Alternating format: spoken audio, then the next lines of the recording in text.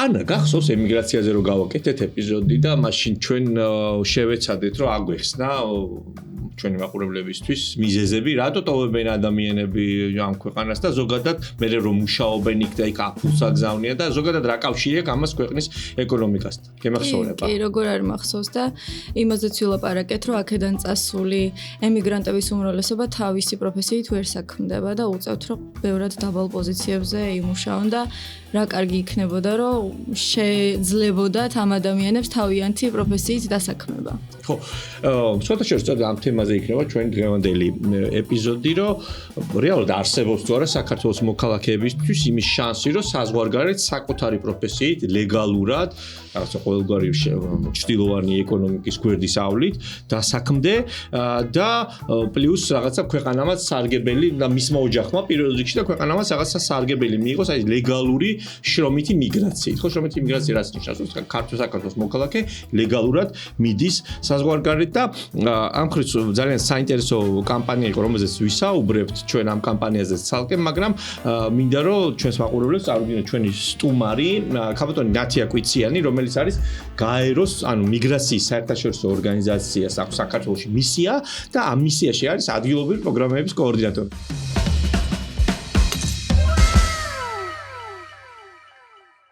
მოგესალმებით ქაბატონ ნათია, მადლობა რომ გვესტუმრეთ. ჩვენ ხშირად არ ვყავს სტუმრები და თქვენ ერთ-ერთი პირველი სტუმარი ხართ და წარმატებებს გისურვებთ. დიდი მადლობა მოწვევისთვის. სანამ შეკითხვებზე გადავალთ, აუცილებლად გამოგვიწერეთ YouTube-ზე, გამოგვიწერეთ ასევე Instagram-ზე, TikTok-ზე, Facebook-ზე და გამოგვყევით Spotify-ზე და მოგწერეთ შეკითხვები, რაც გაინტერესებს, ჩვენ ვეცდებით რომ ყველაფერს გავცეთ პასუხები. და კარგი, მოდი პირველ კითხვას დავსვავ. ყველაზე მეტად ალბათ ჩვენს მაყურებელს აინტერესებს თუ არის რაიმე გზა, რომ დავსაქმდეთ ლეგალურად საზღვარგარეთ. მეც ძალიან მაინტერესებს. ძალიან მარტივი კითხვა, პირდაპირ ვიტყვი, მაგრამ ვეცდები რომ გავცე პასუხი. პირველ რიგში ამისათვის არის ქვეყნებს შორის საქართველოსა და ქართველების დანიშნულების ქვეყნებს შორის ორმხრივი თანამშრომლობის ხელშეკრულებები. საქართველოს აქვს რამოდენიმე ესეთი ხელშეკრულება. ერთი გახლავთ გერმანიასთან სეზონური დასაქმება, აქ რა თქმა უნდა ფერმერულ მეურნეობებში დასაქმება და შესაბამისი გამოცდილების ცოდნის ან ფიზიკური მონაცემების მქონე ადამიანები საქმდებიან. სხვათა შორის ეს სქემა უკვე რამოდენიმე წელიწადია მუშაობს, ხალხი ახერხებს რომ იგი მორგებულია უვიზო მიმოსვლის კონტექსტს და ახერხებს წელიწადში ორჯერ მაინც მოახერხოს წავიდეს დამსაქმებელთან, იმუშაოს 2 თვე-ნახევრის მანძილზე 72 სამუშაო დღე.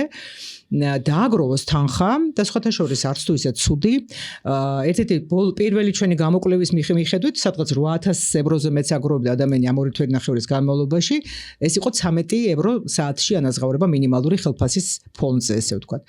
ეხლა კიდევ უფრო მეტია, რომ გაიზარდა მინიმალური ხელფასი. ანუ ეს შესაძლებლობა არსებობს, ვთქვათ, ხალხისთვის, რომლებსაც მაინდა-მაინც დიდი ცოდნა ხა სოფლის მეურნეობაში ალბათ კარგი იქნება, რომ კონდეს ცოდნა, მაგრამ თუ არა ფიზიკურად, ვთქვათ, და მოწესრიგებული თუ ხარ და შრომა არ გეზარება, შეგიძლია მშვენივრად იმუშაო, გამოიმუშაო თანხა და ჩამოხვიდე საქართველოში და ეს თანხა რაღაცას მოახმარო. ბოდიში გაგაწყვეტ, ანუ ოღონდ შეზღუდულია რაოდენობა გერმანიაში. შეზღუდულია რაოდენობა, მაგრამ ჩვენ პრინციპში მაინც ვერ ვაკმაყოფილებთ იმ კვოტას, რომელიც გამოყოფილია, სადღაც დაახლოებით 1500-1600 ადამიანი, როგორც ჩვენ ვიცნობილია, 25 წელს 1600-ზე მეტ ადამიანმა მიიღო შრომის ნებართვა. მეტი შეგვეძლო გაგვეშვა, ანუ.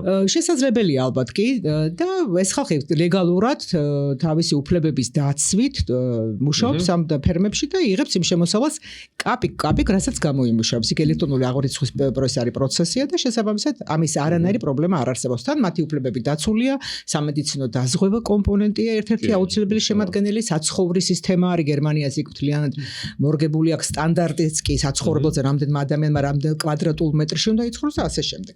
მეორე სქემა გახლავთ ისრაელთან, მაგრამ სამწუხაროდ ომიდან გამომდინარე ეს სქემა არ მუშაობს, იმიტომ რომ არ არის უსაფრთხო და საქართველოს გადაწყვეტა რომ საფრთხე აეცილებინა მოსახლეობისთვის და ამიტომ ეს სქემა არ მუშაობს. ეს ახლა არ მუშაობს თუ საერთოდ? ეხლა არ მუშაობს. პირველი ჯგუფი წავიდა, მაგრამ მე დაემთხვა პირველი ომი, მე ეხლა მოყვა ეს გართულებები წინა აზიაში და შესაბამისად ეს ეხება კოლგა ხელშეკრულება საქართველოსა და ისრაელს შორის, რაც ნიშნავს იმას, რომ არ იქნება შეზღუდული სექტორები, მაგრამ პირველი სექტორი, რომელიც ამ კოლგის ქვეშ ამუშავდა, ეს იყო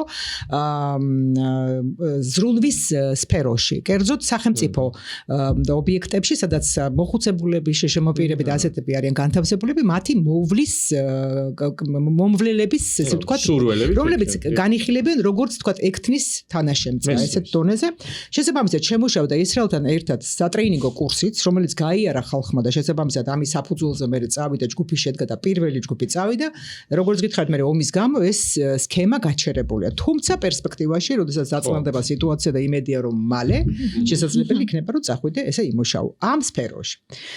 მესამე გახლავთ საფრანგეთი, რომელთან ზადებული აქვს ხელშეკრულება საქართველოს 2019 წელს საბოლოოდ პრეზიდენტმა მაკრონმა მოაწერა ხელი ამ ხელშეკრულებას და ამუშავდა ეს სქემა, მაგრამ სამწუხაროდ ამ სქემას აქ ერთი შეზღუდვა რომ საქართველოს მხრიდან მას ყავს მიმწოდებელი სამუშაო ძალის, მაგრამ საფრანგეთის მხრიდან არ აყავს მომწოდებელი მოთხოვნის, რაც არის ძალიან დიდი პრობლემა და შესაბამისად ეს სქემა ვერ მუშაობს, თუმცა არის არაჩვეულებრივი შესაძლებლობა ქართველებისთვის და შესაძლებელია რომ დამოუკიდებლად ადამიანმა ისარგებლოს ამ სქემით. მე შემიძლია მე გაგიზიაროთ 50 პროფესიაზეა ჩამონათვალი გაკეთებული სხვადასხვა სფეროებში, მათ შორის მომსახურების სერვისის, ჰორეკას სექტორში მაგალითად, ტექნიკურ სექტორ, ინდუსტრიულ პროფესიებზე და ასე შემდეგ. კვალიფიცირებულ საშუალო კვალიფიკაციების და მათ შორის ნაწილობრივ დაბალ კვალიფიცირებულ ადამიანებზეც კი. ან დავაზუსტებ, ანუ არ არის ადგილები და დამსაქმებელი არის. დამსაქმებელი ვერ ვიღებთ უბრალოდ ინფორმაციას, ეს ხომ ორგანიზებულად უნდა იყოს ტექნიკური პრობლემა, რომელიც არ არის შესაბამისი რგოლი აკლია საფრანგეთის მხრიდან, ეს ჩვენი პრობლემა ბრალი არ არის ნამდვილად, არის საფრანგეთის მხრიდან ეს პოლ ემპლოა, რომელიც გახლავთ დასაქმების სააგენტო, იგი არ ჩაერთო თავიდანვე, თავისი მიზეზები დაასახელა, რა თქმა უნდა, რომ თავისი ხალხი ყავს დასაქმებელი შრომის ბაზარზე, ადგილობრივ შრომის ბაზარზე მუშაობს, ამიტომ მას არ აქვს შესაძლებლობა, რომ გააფართოვოს არეალი მუშაობის.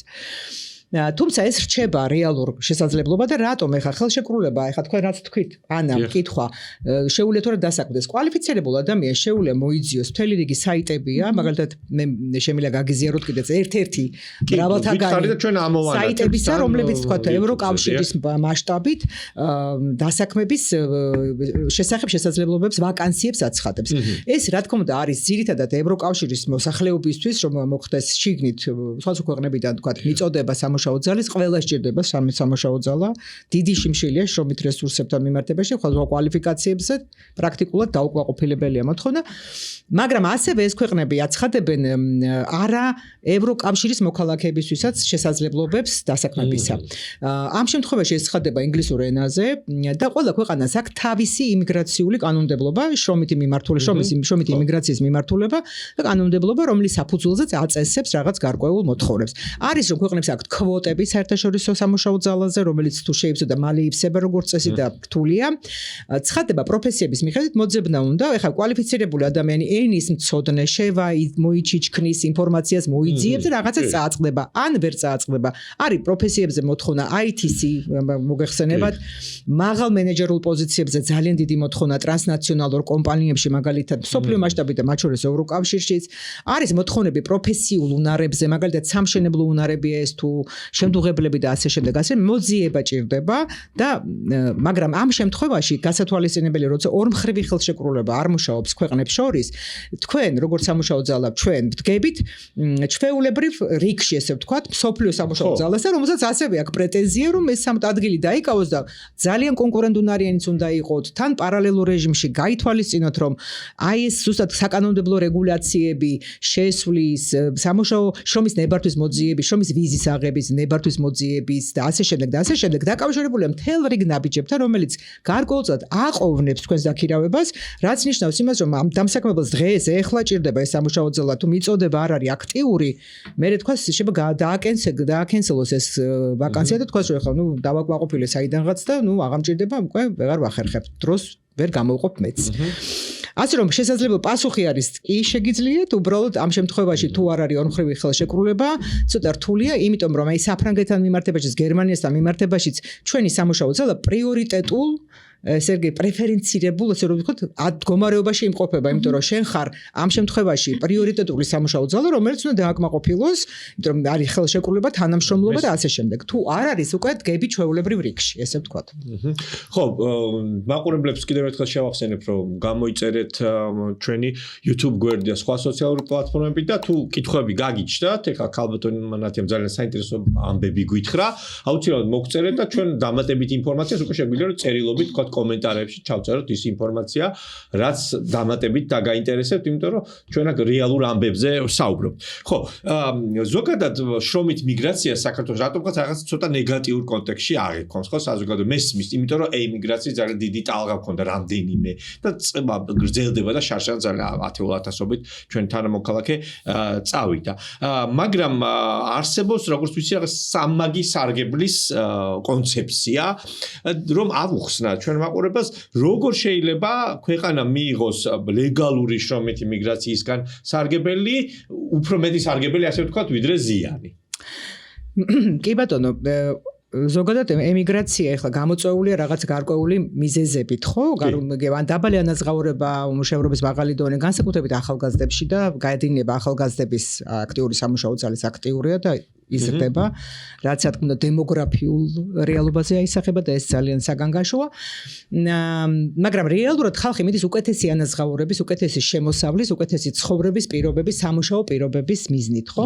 ეს არის პასუხისმცემ თქვათ ადამიანისთვის, მიგრანტისთვის ეს არის ახალი სამუშაო ადგილი, საინტერესო გარემო, ახალი უნარების შეძენა, ახალი ტექნიკური იარაღების თუ დანადგარების დაუფლება, ფულის გამოგზავნა ოჯახისთვის, ხო? ფულადი გზავნილების სახით, ოჯახის ეკონომიკური სტატუსის ამაღლება, გაძლიერება და ასე შემდეგ. მეორე გახლავთ ქვეყანა, სადაც იგი მუშაობს. ეს არის სამუშაო ძალა, რომელიც მუშაობს და რაღაცას ქმნის, ანუ ეკონომიკისთვის მნიშვნელოვანი სუბიექტია. მეორე რომ მისი იქ ყოფნით რაღაც გარკვეულწოდ ივსება ის დიდი დეფიციტი, რომელიც ამ ქვეყანას გააჩნია იქ ამ სამუშაო ძალაზე. და დანიშნულების წარმოშობის ქვეყანა, ანუ საქართველო ამ შემთხვევაში, რომელიც იღებს ფულად გზავნილებს, უკან დაბრუნებული ამ ხალხის სახით იღებს განვითარებულ უნარებს და უფრო უნარიან ადამიანებს, მათ შორის სხვათა შორის მხოლოდ უნარებზე არ არის ლაპარაკი, სახელობო თქვა ან კვალიფიკაციებზე. ლაპარაკი აქ ასევე არის რბილ უნარებზეც. კომუნიკაციის უნარი, რაც არანაკლებ მნიშვნელოვანია დასაქმების დროს, ენის ცოდნა, თუმცა შეიძლება ზეპირსიტყვიერი ენის არაწერილობით, არა გრამატიკის ცოდნა, მაგრამ ენის ცოდნა და ასევე შრომის ეთიკა. ანუ რომ რას ნიშნავს მუშაობა? მუშაობა ნიშნავს არა ის რომ 5 წუთში ერთხელ გახვიდე სიგარეტი მოწიო, სადღაც წახვიდე, დაისვენო და მე დაიწყო მუშაობა, არა, რომ იქ ყველა წუთს აქვს ფასი და ყოველი წუთი არის ფული. აი მაგრამ ეხლა ეს ყველაფერი, რა თქმა უნდა, რომ დაჯდეს ესე როგორც არის, მნიშვნელოვანი არის რომ ეს იყოს რეგულირებული და კარგად მართული მიგრაცია, ხო? და რომელიც დამყარებული იქნება ასევე, არა მხოლოდ თქვა რაღაცა, ეხლა მე ვთქვი რომ სოფლის მეურნეობაში დავუშვა თქვა, ხო? ზრუნვის სექტორში, სადაც ადამიანები იძენენ უნარს, რომელიც რომ ჩამოხვალ რაღაცაში გამოგადგება, თავისთავად ცხადია, მაგრამ ამავდროულად ძალიან მნიშვნელოვანია ჩვენი ახალგაზრდებისთვის, ზოგადად ჩვენი სამუშაო ძალისთვის გახდეს გლობალური სამუშაო ძალა. ეს არ ნიშნავს რომ მაინდა-მაინც გაიქცნენ და სხვაგან იმუშაონ, მაგრამ კონდეთ უნარები, კვალიფიკაცია იმ სტანდარტების შესაბამისი, რომელიც მოთხოვნილია დღეს სამყაროში. და ეს ჩვენი განათლების სისტემაც, მათ შორის პროფესიული განათლების სისტემა, რომელიც ძალიან მნიშვნელოვანია და საკმაოდ წინ არის წასული იმ თვალსაზრისით, რომ გვაქვს კოლეჯები, კარგად აღჭურვილი, სახელმწიფო აფინანსებს, ხო, უფასოც არის სწავლა, გადამზადების კურსები ფასიანი, მაგრამ ეს გრძელვადიანი რეალური სწავლების, ფორმალური სწავლების პროცესი დაანაზღაურებულია. რომ აი ეს კონტექსტუალურად ჩაჯდეს შრომითი მიგრაციის კონცეფციაში. კერძოდ რომ შრომითი მიგრაციის ხელშეკრულებები, თანამშრომლობა იყოს დაფუძნებული უნარების განვითარებაზე. ყოველთვის არის ხოლმე რომ მესამე მსოფლიოს ქვეყნები და ჩვენ გამონაკლისი არა ვართ, სამუშაო ძალა ამ ქვეყნებიდან არის ნაკლებად კვალიფიცირებული. ვერ აკმაყოფილებს იმ საკვალიფიკაციო მოთხოვნებს, რომელიც დგას დამსაქმებლის მიმართ. დამსაქმებელს შემდეგ უხდება ან ვარი თქვა სამუშაო ძალაზე და წარმოიდგინეთ ახლა ამხელა ხარჯიანი ადამიანი უკან ბრუნდება, ან ჩადო გადოს ინვესტიცია ამ ადამიანის შემდგომ განვითარებაში, თავისი სკოლები აქვს, დასწავლოს, განავითაროს და მერე დაასაქმოს სამუშაო ადგილზე და იქიდან დაურიცხოს ის რაღაცა გადასახადები, რომელიც მას დასჭირდა მისი განათლებისთვის. ან არის მეორე კომპონენტი, მეორე საკითხი, მეორე მხარე, რომ თუ ეს თანამშრომლობა შედგება და თანამშრომლობა მნიშვნელოვანია, რომ გაამარტივოს მერე ამ ნასწავლი ხალხის მიგრაცია და არ მოხდეს ის, რაზეც წეღან ვილაპარაკეთ, რომ რიგში ჩადგე და ვერ მიაღწიო დანიშნულების ადგილას სამუშაოდ. მნიშვნელოვანია, რომ ჩვენი ყველა ხელშეკრულება, რომელიც დაიდება და მუშაობს ამაზე სახელმწიფო მთელ რიგ ქვეყნებთან, ამას დრო ჭირდება და რა თქმა უნდა მოთმინებაც იყოს დაფუძნებული უნარების განვითარების კონცეფციაზე. კერძოდ, რახან ვიცით, რომ ჩვენ მაინც ვერ ვაწოდებთ სამუშაო ბაზარს იმ მოთხოვნების შესაბამის კადრებს, რომელიც არის საჭირო. ასევე ესეთივე კვალიფიკაციები ჩვენ გვჭირდება ჩვენ შრომის ბაზარზე, იმიტომ რომ ჩვენი შრომის ბაზარზე უმუშევრობის და დაბალი ანაზღაურების ერთ-ერთი მთავარი მიზეზი არის კვალიფიკაციის გამოცდილების არ ქონა, რომელზეც მუდმივად ესე ვთქვათ ჩივის დამსაქმებელი. და პირდაპირ პროპორციულად დაისახება შენი კვალიფიკაცია შენს ანაზღაურებაზე და შენი არაკვალიფიცირებულობა შენს ანაზღაურებაზე. არც დამსაქმებელი არ გაგიფრთხილდება, როდესაც არ ახარ ესე ვთქვათ კვალიფიცირებული კადრი, რომელიც არ გებ მის წარმოებას, როცა ხარ, მაშინ მოდი შეთანხმებას და ხელფასსაც მოგიმატებს, პირობებსაც გაგიუმჯობესებს და ასე შემდეგ, მაგრამ ასეთ შემთხვევაში პირდაპირ პროპორციულად ურთიერთკავშირშია უმუშევრობა, დაბალი ანაზღაურება და დასაქმება კვალიფიკაციებთან. ამიტომ მნიშვნელოვანია, რომ ითანამშრომლოს ყველა იმან, ვინც უნდა ითანამშრომლოს ამ პროცესში. განათლების სისტემა აუცილებლად, დასაქმების სექტორი, კერძო სექტორი, ბიზნესი აუცილებლად. კი იღებს მონაწილეობას, მაგრამ ეს არ არის ის მონაწილეობა, რომელიც საჭირო. უფრო მეტი ჩართულობა. ყველანაირ თვალსაზრისით, იგივე პროფესიული სტანდარტების განვითარებით, პროგრამების, ინსტრუქტორების ეს ცალკე თემა არის პრობლემური განათლებისთვის, პროფესიულისთვის, მათი მომზადება, გადამზადება, შემდეგ ამ ხალხის მიერ უკვე მომზადება იმ სტანდარტების მიხედვით სერტიფიცირება შეიძლება შემოიტანოს საერთაშორისო, ხო? ამ პროფესიებში, ოღონდ, რომელზეც იცი რომ არის მოთხოვნა, დეფიციტურია ან მაღალია მოთხოვნა და ასევე პროგნოზირებული პროფესიებიც, რომლებიც დღეს არ არის, მაგრამ ხვალ უკვე კარზე გიკაკუნებს რეალურად და შეგიძლია გაითვალისწინო ისიც, რომ ამ მიმართულებითაც ხო არ გეფიქრე, რომ მოგემზადებინა ხალხი და რომელიც ემთხვევა დანიშნულების ქვეყნების მოთხოვნებს, ბაზრის მოთხოვნებსაც. ასეთ შემთხვევაში აქ არის რიტორიკა იყო, რომ შრომითი მიგრაცია ხელს უშლის, უწყობს ხალხის გადინებას, სამუშაო ძალის გამიცლებით ხალხო, არა. აი ჩვენმა პრაქტიკამ ჩვენ პილოტირება გავაკეთეთ არაერთხელ სხვათა შორის ერთხელ ეს იყო საფრანგეთთან და მეორე ეს იყო პოლონეთთან როცა გადამზადდა ხალხი აქ იმ კვალიფიკაციების სტანდარტის მიხედვით რომელიც იმ დამსაქმებელმა მოგვაწოდა გამოგზავნა თავისი ინსტრუქტორები, პროგრამებში შეიტანა ცვლილებები, პროცესს დაესწრო, მათ შორის ტექნიკური იარაღიც გამოგზავნა დამატებით, რომელიც საჭირო იყო. დაამტკიცა, რომ აი მაგალითად 100% გადამზადებულებიდან რო ავიღოთ რაღაც რიცხვის 100%, 90% დარჩა საქართველოში და ქართულმა ბაზარმა შეისრუტა იმიტომ რომ ჩასაფრებული იყო ამ ხალხზე რომ აი სტანდარტების მიხედვით ადევნებდა თვალყურს და მხოლოდ 10% წავიდა უცხოეთში სამუშაოდ. ანუ ეს თვითონ ის ფაქტი რომ არიქა ვიცლებით არა პირიქით ასეთი ტიპის თანამშრომლობა, როდესაც აქაური დამსაქმებელი, უცხოელი დამსაქმებელი ამათვის ყოველთვის საინტერესოა მათი მოგების მიზნით, რომ ეს ხალხი ვინც გადამზადდება მათთან უნდა მივიდეს, ხო? ანუ ეს არის პრაგმატული მიდგომა, რომ თქვა ეს ხალხი ჩაერთოს დაფინანსებაც გააკეთოს ამ გადამზადების პროცესის და სწავლების პროცესის ინსტრუქტორების მომზადება პირველ რიგში ეს არის ძალიან დიდი დეფიციტი და ამ ინსტრუქტორების შენარჩუნება ამ პროფესიულ განათლების მე პროფესიულზე ვლაპარაკობ უნარებზე მაგრამ ყველაფერს ეხება ეს რეალური კვალიფიცირებული პედაგოგები შეინარჩუნოს ეს ხალხი და შესაბამისად მე ამის მიხედვით ხალხის გადამზადება რეგულარულად მოახდინოს აქ. მეორე ვარიანტია რომ იქ წასული ხალხი უკვე ჩაერთოს იქ სწავლების პროცესში და ეხა იმის მიხედვით თქვა რომ შევაფასებთ რაღაც ეკონომიკურ სარგებელს უნდა მოხდეს ეკონომიკური სარგებლიანობის შეფასებაც. რა უფრო ჯობია რომ აქ დახარჯო შექმნა რაღაცა სტაბილური და მე მიწოდება იყოს რეგულარული, თუ გირჩევნია რომ იქ წაიყვანო, იქ გადაამზადო, მიაახლოვო იმ რაღაცა ამ რაღაც დიდი განსხვავება რაც არის იმ კვალიფიკაციების და სტანდარტების დონეს და იქ დაასაქმო მერე. ეს არის შეთანხმების ამბავი და თანამშრომლობის, მაგრამ თანამშრომლობა მნიშვნელოვანია, რადგან ეს ხალხი ვინც მომზადდება, სადღაც ხომ უნდა წავიდეს, არა?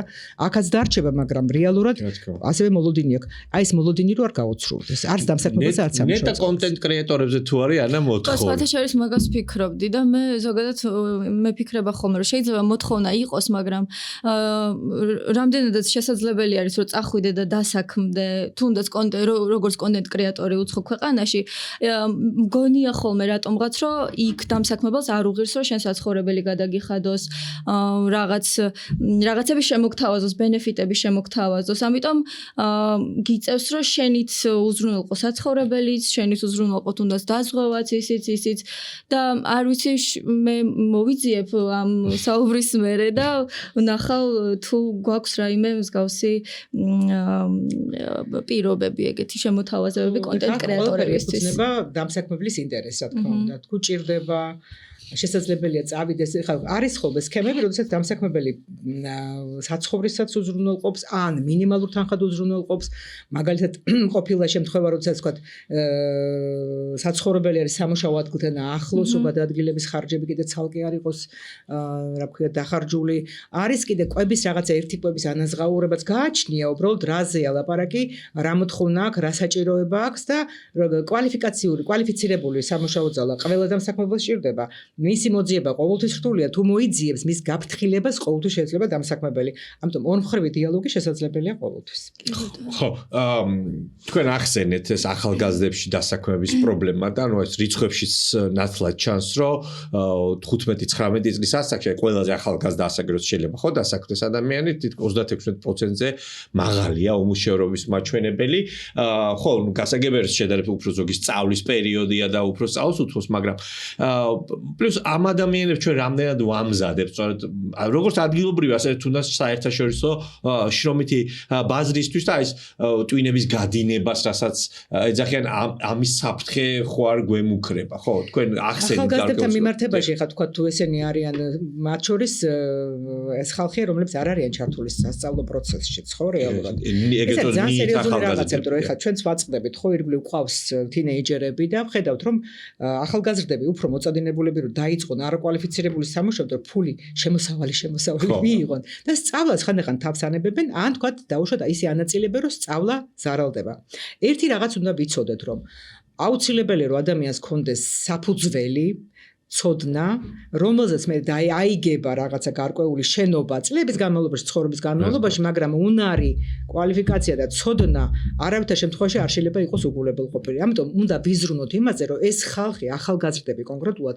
მოექცენ განათლების სისტემაში არ არის მიმზიდველი პროფესიული განათლება რატომღაც ამ დროს პროფესიული განათლება მთელი რიგი ქვეყნებისთვის გადარჩენის შესაძლებლობაა ახალგაზრდების დასაქმების შესაძლებლობაა აი ჩვენ ვისაუბროთ კიდეც ცოტა ხნის წინ გიორგი რომ მაგალითად ხალხი უმაღლეს განათლებას აღარ იღებს და პროფესიულ განათლებას ეუფლება იმიტომ რომ ეს არის რაც დღეს მოთხოვნილია ეს შენი უმაღლესი გარკვეული პროფესიები უკვე საერთოდ ჩაძირულია გაქრა შრომის ბაზრიდან საერთოდ აღარ არის ახალი პროფესია გახდა ან უნდა გადამზადდა იმ პროფესიაში რაც შეიძლება რთული იყოს ან მომიჯნავე პროფესიაში შეხვიდე თქვა შესაძლებელია რაღაც შენი ცოდნა გამოსწრებით მაგრამ ასევე შეგიძლია პროფესიულ უნარებს დაეუფლო და რეალურად ცხოვრების პერიოდში კონდეს შემოსავალი დაუმადლებელი ოჯახი არჩინო საკუთარ თავის და ღირსეულად იცხოვრო ხო ღირსეული შემოსავლით შენი საკუთარი შრომით ნაშრომ აი ეს კონკრეტული სამუშაო არის შესაძლებელი ახალგაზრდებშიც ასევე პროფესიული განათლება აი ხა სხვადასხვა პროფესიებია თავისთავად ცხადია როგორ გავხადოთ მიმზიდველი უნდა გახდეს პროფესიის კარგად გაცნობა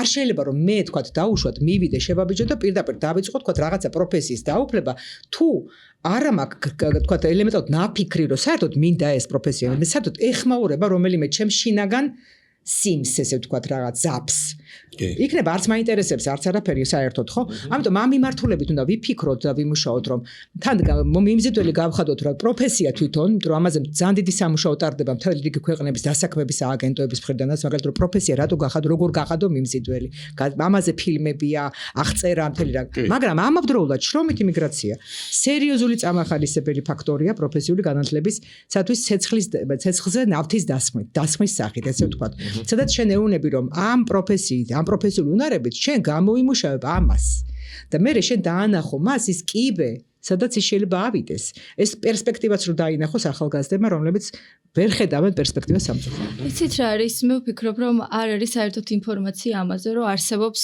პროფესიული სასწავლებლები. ბევრმა იცით რომ პროფესიული სასწავლებლები არსებობს, მაგრამ არ იციან რა ისწავლება და ცოტა უხერხულებათ რომ როგორ უმაღლესში არ ვაბარებ და პროფესიას ვეუფლები რაღაცა სახელმწიფო პროფესიულ სასწავლებელში. აი ეგ მომენტი აქვს და არც იციან რეალურად რა ხდება იმ პროფესიულ სასწავლებელში. როგორ უნდა მივიღო რაღაცა განათლება, პროფესიული ცოდნა, როცა არ ვიცი რა არის ბაზარზე, არ ვიცი რაზე მიმიწვდება ხელი და არ არის ინფორმაცია ამაზე საერთოდ არავინ საუბრობს. ეხლა როგორი რაღაც არის, იცით, ჯერ ეს ერთი რაღაც დონეზე საინფორმაციო კამპანიები არის და პარალელურ რეჟიმში, როდესაც რაღაცა გინდა მოიწიე ეს ინფორმაცია. ესე პირდაპირ ჰაერიდან არ მოდის ინფორმაცია, როგორც კი იწყებ ფიქრს, ინფორმაციაც მოდის. მოძიება შეგიძლია, რომ არსებობს მთელი ონლაინ პლატფორმა, სადაც შეგიძლია შეხვიდე, მოიძიო პროფესიული განათლება, შეხვიდე და რეგიონების მიხედვით, კოლეჯების მიხედვით, თემატურად დაწყობილი, აწყობილი მშვენივრად პროგრამები, თა დროები, ცხადდება მიღება და ხალხი იყენებს ამას, რომ ვაუჩერების სისტემაზე და გიხდის სახელმწიფო უფასოდ გაძლევს ამ განათლებას. ბევრი კოლეჯები არის ნელ-ნელა იხჭურვება საცხოვრისითაც, რომ გააჩეროს ეს ხალხი თქვა რეგიონალური, ხალხმა იმოძრაოს და თქვა მაინდა-მაინც არ მიეწეპო ერთ რეგიონს თუ ასეთი პროფესია შეთან არ მზადდება. ასე რომ ეს შესაძლებლობები დღეს არის ევროკავშირს საკმაოდ დიდი ინვესტიცია გაკეთებული პროფესიულ განათლებაში. თქვენ რომ ნახოთ როგორი აღჭურვილია ჩვენი პროფესიული კოლეჯები, სახელოსნოებით, გარემონტებული, გაწყრიალებული, აწყობილი განათლების სისტემით შეშურდება ბევრს. ჩვენ შეიძლება ჰაბიც კი გავხდეთ რეგიონისთვის პრინციპში, სამუშაო ძალის მომზადებისთვის და მე გლობალური შრომის ბაზრის მიწოდებისთვისაც, რომ დაუბრუნდეთ შრომით მიგრაციას, ხო, რეალურად. ხო, და ზუსტად ამაზე მინდოდა მე თქვა რომ როდესაც თქვენ ისაუბრეთ იმაზე, რომ აი კვალიფიციური კადრები, რომელიც აქ მომზადდა, დიდი ნაწილი დარჩა აქ და მაინც ემიგრაციაში არ წავიდა, ხო? ანუ ეს ნიშნავს, რომ ქვეყნის შრომის ბაზრის პრობლემას შეიძლება გარკვეულწილად გადაიჭრას იმით, სწორედ ამ მსგავსი კამპანიები და მსგავსი მიდგომებით, რომ ჩვენ ადგილზე ვიზრუნოთ კარგი კადრების მომზადებაზე, რომლებიც საერთაშორისო ბაზარზე კონკურენტულარიანები არიან და ქართულ დამსაქმებელს, რომელსაც დღეს ხშირად უწევს უცხოეთიდან კვალიფიციური კადრის ჩამოყვანა, თუნდაც იგივე მშენებლობა იქნება თუ სხვა სექტორი, ხო? ანუ ქართველი კადრები შეივსოს, მაგრამ ამას თქვენ აღნიშნეთ, რომ შეიძლება სათანადო კვალიფიკაცია და მსგავსი პროგრამების გაფართოება და ეხლა ანამ შეიძლება TikTok-ის თაობას უყურს, როდესაც ყველა ინფორმაცია პირიქით გაძალებენ, რაღაცას ბევრი ინფორმაცია მოგდის. შეიძლება ბევრმა არ დახარჯოს დრო ამის მოძიებაზე, ამიტომ მე ვფიქრობ, ხო, ცოტა უფრო აქტიური კამპანია, მათ შორის სახელმწიფოს მხრიდან ამის წახალისება, ხო? როდესაც განათლების რაღაც რეფორმას ატარებენ, რომელიც თითქოს და ამ შრომის ბაზრის კვლევას უნდა ეფუძნებოდეს, მაგრამ რეალურად არ მიდის წახალისება სწორედ ამ პროფესიული კოლეჯების და რეალური დასაქმების პერსპექტივის. ხო, შეიძლება შენ ცნობილი ანეკდოტივით იქცა უკვე რაღაც ორ დიპლომიანი ტაქსის მძღოლები და მართლა შეიძლება მიხვიდე ავტომობილების ხელოსანთან, რომელსაც უმაღლესი განათლება აქვს, მაგრამ არ მუშაობს თავისი პროფესიით და ასეთი ადამიანები ხშირად საკუთარ თავს უმუშევარსაც ეძახიან. არა, უმუშევარი ვარ ვაფოდე. არა არიან უმუშევრები. შეიძლება ჩვენზე მეტი შემოსავალი გქონდეთ ყოველთვიურად. კი ბატონო, ეხლა კვლავ მივდივართ, უყურეთ თქვენ ეხლა დასვით პრობლემა, პროფესიული კოლეჯები და ასე. აქ არის სერიოზული სამუშაო და ჩართულობა ბიზნეს სექტორის. იმას ვისაც ჭირდება და ვინც არის შემწოვი აქ გამოსული, აქედან გამოსული კადრებისა. თუ ბიზნესი სათანადოდ არ არის ჩართული და მე აქ ვახსენე, არა მარტო ქართული ბიზნესი და შრომითი მიგრაციის პროცესში, უცხოური ბიზნესებიც, რომლებსაც და აქ არსებული ქართული ბიზნესი, საქართველოს მომუშავე ბიზნესებიდან ბევრი არის ხოლმე ტრანსნაციონალური. მათ ფილიალები აქვს, ან საქართველოში აქვს ფილიალი თუნდაც თავიანთი ბიზნესის. ეს არის არაჩვეულებრივი რესურსი იმისთვის, რომ ეს ბიზნესები ჩაერთონ იმ პროფესიების განვითარებაში, რომლებიც შეიძლება უკვე არის ამ პროფესიულ კოლეჯებში, მაგრამ მათი სტანდარტის, ამ სტანდარტის, სასწავლო სტანდარტის, პროფესიული სტანდარტის განვითარებაში, კიდევ უფრო კარგად გაუმჯობესებაში, შესაბამისად მასზე დაფუძნებული პროგრამების განვითარებაში და ინსტრუქტორების მომზადებაზე. ამაზე ვილაპარაკეთ, რომ ეს ხალხი, რომელიც მომზადდება და ეს ხალხი რომ დაინახავს, რომ რაღაც სტანდარტზე მიბმული, რომ გამოდის, მიდის დასაქმების ადგილად, სადაც მისი კვალიფიკაცია ჯდება პირდაპირ. ასევე აქ არის ლაპარაკი, ისა რა ქვია, სამუშაო ადგილზე მომზადება, შეგირდობა და ასე შემდეგ სხვა ფორმები არსებობს. პრაქტიკა, სტაჟირება, იყოს სერიოზული პერიოდის, ისეთი პერიოდის, რომელიც რეალურად ირდება ადამიანს, რომ ეს უნარები პრაქტიკაში ისწავლო, თეორიით მარტო ვერ ისწავლი, რაღაცა პრაქტიკულ უნარებს. ამიტომ შესაბამისად პრაქტიკა იყოს ის პერიოდზე გათვლილი, რომელიც ადამიანს ნამდვილად ჭირდება, რომ დაეუფლოს ამ იმას. რა ბოლომდე კიდე სასწავლო მთელი ცხოვრება სწავლობ ადამიანი, მაგრამ აი ეს რაღაცა უნარები, რომელიც მნიშვნელოვანია, განვითარდეს. ამას სჭირდება დაფინანსება. მარტო სახელმწიფო ამას ვერ დააფინანსებს, ამიტომ კერძო სექტორიც უნდა ჩაერთოს ამაში, ეს პროცესი იყოს გაძლიერებული, სწავლების, პრაქტიკული სწავლების, თეორიული ოღონდ თანამედროვე მოთხოვნებზე, სტანდარტებზე დაფუძნებული და იარაღები, რომლებზეც ისწავლება ესა თუ ის პროფესია იყოს თანამედროვე და ის რაც დღევანდელ გამოწვევებს პასუხობს.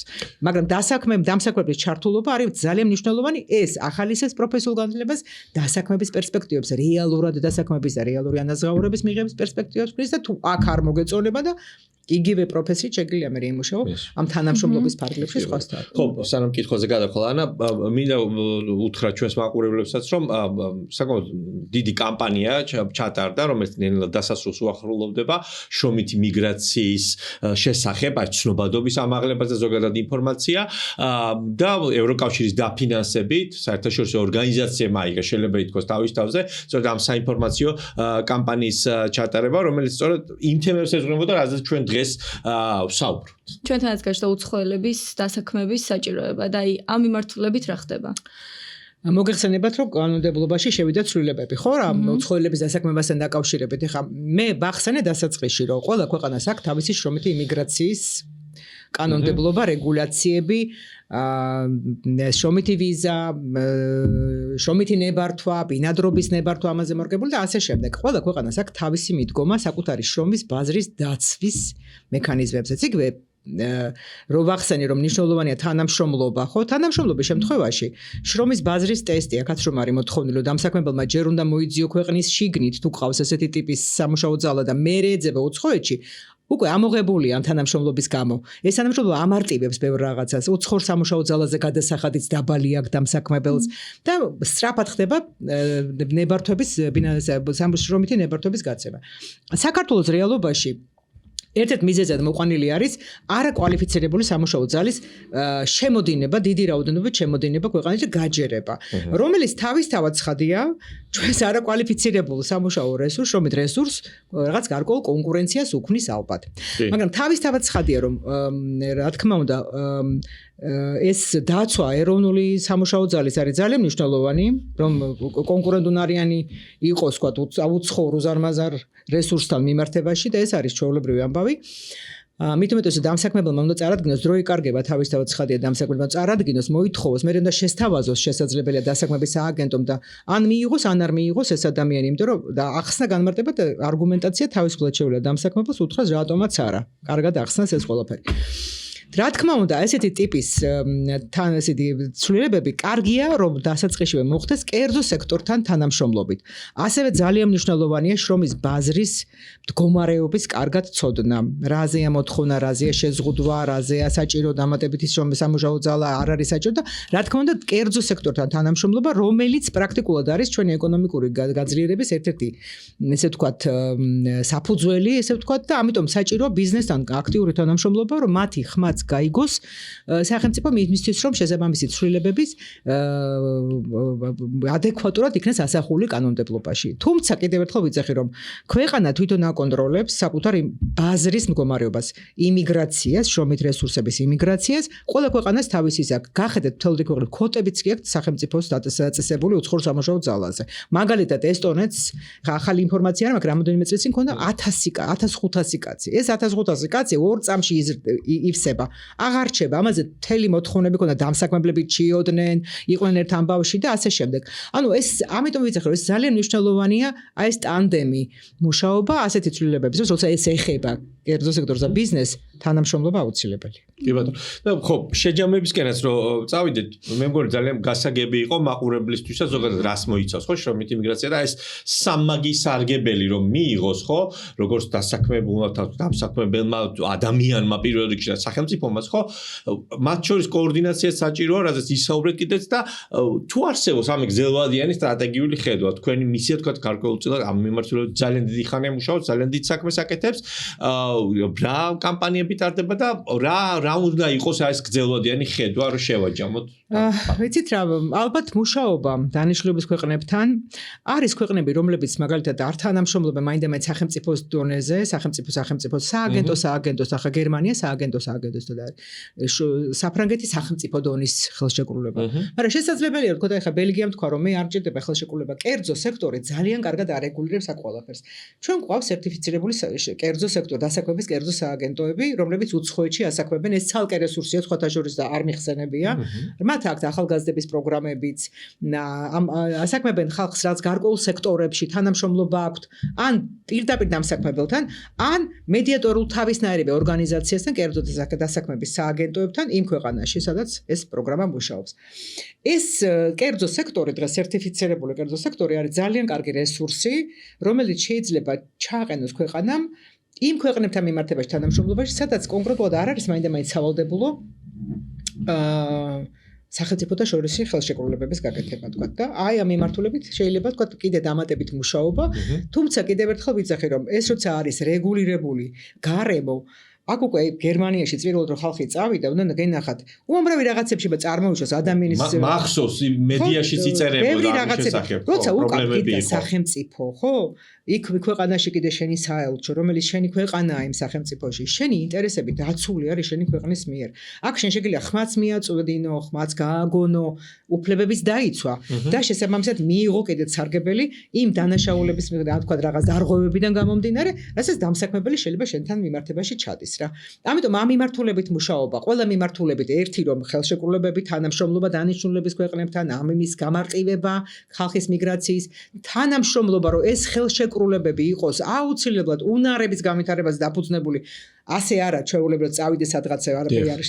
არამედ განვითარებული უნარებით ამაზე ჩართო ის დამსაქმებელი, რომლის ინტერესებშიც არის, შენ მიაწოდო აქედან სამუშაო ძალა, ადგილობრივი დამსაქმებლის აქტიური მონაწილეობა და კერძო დასაქმების სექტორის ჩართვა სააგენტოების სახით, რომლებიც იმ ნიშას შეავსება, სადაც სახელმწიფო მაინდამაინც არ არის სავალდებულო რომ ჩაერთოს, ვთქვათ, იმიტომ რომ კერძო სექტორი არეგულირებს ამ ყველაფერს. თუ ვიცით რაოდენობა ემიგრანტებთან დაკავშირებით ბევრი რის ხო ხან მილიონს ამოვენ, მილიონ ნახევარს საქართველოსთან წასული ამდენი ადამიანი. აი ეს ლეგალურად ვთქვათ შრომით იმიგრაციის რიცხვები თუ არსებობს ამ სტატისტიკა. იცით რა არის იმიგრაციის სტატისტიკა ქვეყნის საზღვრის კვეთის საფუძველზე დაუშვათ. თქო, რითაც იგებ თქვა რა ასაკობრივი ჯგუფები, რა რაოდენობით წლის განმავლობაში კვეთენ საზღვარს. არის ისე უკან დაბრუნების მიგრაციის ინფორმაცია, თქვა რა თუ ესე იგი იმიგრაციის თემატიკით შემოსული, თუ მოქალაქეობის მიხედვით შეხედავ ქართველები რამდენი დაბრუნდნენ წლის განმავლობაში და ამას ქვია მიგრაციული სალდო გასულებს და შემოსულებს შორის სხვაობა, რომელიც სხვათა შორის ნელ-ნელა იმატებს უკან დაბრუნების თვალსა მინუსში ვართ ესე ვთქვათ. უარყოფითი იმიგრაციული სალდოა. ეს ერთი უბრალოდ რახან ემიგრაცია საქართველოსთან მაინც მეტნაკლებად არარეგულირებულ ხასიათს, არაკანონიერ ხასიათს ატარებს, არალეგალურად მუშაობს ეს ხალხი ძველი ტერმინი რო ვიხმაროთ, ძნელია ამის აღრიცხვა. თუმცა ეხლა მაგალითად არსებობს სტატისტიკა, რომელსაც აგროვებს UNDESA ეკონომიკური კომიტეტი გაეროს, რომელიც ოფიციალურ წყაროებზე დაყრდნობით აღწერები იქნება ეს თუ სხვა ადმინისტრაციული წყაროები, ასევე გამოკითხებს სერვერებს ატარებს ქვეყნებში აქვს ინფორმაცია, მაგალითად ქართველები, საქართველოში დაბადებული ქართველები, ხო, საქართველოში დაბადებულნი, სად არიან მსოფლიო მასშტაბით რა რაოდენობით არის. ეხლა ბოლო რაც მოვიძიე, სადღაც დაახლოებით არის 9 მილიონამდე. დაიკლო 900,000-ზე მეტი იყო 1 მილიონამდე. ეხლა 400 რაღაც 63 თუ რაღაც ამდაგვარი 1000 ადამიანია. ეს რა თქმა უნდა არ არის სრული ციფრი, ეს არის ის ციფრი, რომელიც ოფიციალური წყაროებიდან, კვლევებიდან, ამის მიღმა კიდე რჩება ალბათ ერთი იმდენივე ადამიანი, რომელიც ჭრილშია მინიმუმ, ხო, ამიტომ ჩვენ შეგვიძლია ვთქვათ, რომ რაღაც დაახლოებით ესეთი სამუშაო ძალა 1 მილიონამდე მეტი შეიძლება იყოს და არა მხოლოდ სამუშაო ძალა, არამედ აქ მეაზრება ის ხალხი ცხოვრობს უკვე იქ დაფუძნებულია წარმატებულია ქართული დიასპორა, ხო, რეალურად მოქალაქეობაც მიღებული აქვს, ნატურალიზებული ასე შემდეგ. ეს ხალხი, რა თქმა უნდა, ამ ნაწილში ალბათ მოყვა, მაგრამ ნახევარი არ მოყოლილა ამ იმაში. ამიტომ არ ვიცი ხა ესე, როგორ ვთქვათ, ზოგადად 1 მილიონამდე შეიძლება იყოს მეტიც კიდე. ძალიან საინტერესო ეპიზოდი გამოგვივიდა ანა მე მგონი ძალიან ბევრი რამ ახალი გავიგეთ მათ შორის შრომითი მიგრაციის შესახებ ამ კვალიფიკაციების ამაღლების კურსების თუ სურვილის მინიმუმ სურვილის შესახებ და ინფორმაციის მოძიების და იმედია რომ ჩვენს მაყურებლებს ამის შემდეგ უფრო მეტი ინტერესი გაუჩნდებათ მოგწერეთ კითხვები რა თქმა უნდა როგორც გითხარით ძალიან დიდი მადლობა რაიმე სხვა არ დაამატებდით აქვე არაფერს პირიქით დიდი მადლობა იმიტომ რომ ძალიან მნიშვნელოვანი თემაა და საერთოდ ჩვენ სამუშაო ძალას სჭირდება რეალურად კარგად მობილიზება ესე ვთქვათ დაკვალიანება და ფუნქციურად გაუნათლებელი ადამიანების მოყვანა განათლების სისტემაში და ამ განათლების სისტემაში ხელობის, უნარის, ცოდნის, კვალიფიკაციის მიღება, რომელიც ჩვენ ცხოვრების განმავლობაში გადაგარჩენს, გაჭმევს, გასმევს და ღირსეულად გაცხოვრებს. ძალიან დიდი მადლობა მაყურებლებს შევახსენებ რომ ჩვენი სტუმარი იყო დღეს ნათია კვიციანი მიგრაციის საერთაშორისო ორგანიზაციის საქართველოს მისიის ადგილობრივი პროგრამების კოორდინატორი რომელმაც ძალიან ბევრი საინტერესო რამ მოგვიყვა მეც არ ვიცოდი როგორ შეიძლება დასაქმდეს საზღვარგარეთ ლეგალურად რაც მნიშვნელოვანია შეიძლება ეს იყოს დროებითი, შეიძლება ცოტა ხანგრძლივიც, მაგრამ ეს უკვე თქვენი გადასაწყვეტი. ანუ სურვილი თუ გექნებათ, ყველაფერსაც იპოვით და მოიძიებთ და კიდევ ერთხელ შეგახსენებთ, რომ შეგიძლიათ ამის შესახებ მოგწეროთ და ჩვენ აუცილებლად გიპასუხებთ და თუ დამატებითი ინფორმაცია დაგჭირდებათ, უკვე კოორდინატორებსაც მოგაწვდით ამ მისიის, საქართველოს მისიის, რომელიც კიდევ უფრო მეც გეტყვით ამის შესახებ. პრინციპში ეს იყო ჩვენი დღევანდელი ეპიზოდი. შევაჯამოთ, დავასრულოთ სანამ დავასრულებთ გეტყვით რომ უნდა გამოვყვეთ და გამოგვიწეროთ YouTube-ზე, ასევე სხვა სოციალური მედიის პლატფორმებზე და გახსოვდეთ რომ ჩვენი მხარდამჭერია TBC. მომავალ შეხვედრამდე.